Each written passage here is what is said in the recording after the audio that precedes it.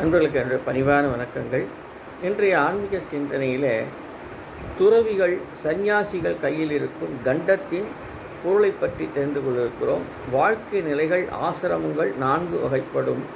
பிரம்மச்சரியம், கிரகஸ்தம், வானப்பிரஸ்தம், 4 சந்நியாசம். இந்த 4 வகை ஆசிரமத்துக்கும் அடையாளம் தண்டம் உண்டு.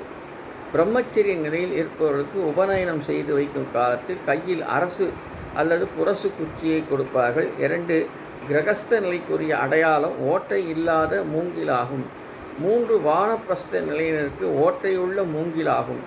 4 சந்நியாச ஆசிரமத்தில் இருப்போருக்கு உரியது மூங்கில் வகையைச் சேர்ந்த ஒரு குச்சி ஆகும். இதையே தண்டம் என்கிறார்கள். இதில் ஓட்டை கிடையாது. ஸ்ரீ சங்கராச்சாரியா சம்பிரதாயத்தைச் சேர்ந்தவரும் ஸ்ரீ மத்வர் சம்பிரதாயத்தைச் சேர்ந்தவரும் ஒரு தண்டத்தை வைத்திருப்பார்கள். இதற்கு ஏகதண்டம் என்று பெயர். வைணவ சம்பிரதாயத்தை சேர்ந்தோர் 3 தண்டங்களை ஒன்றாக கட்டி வைத்திருப்பார்கள்.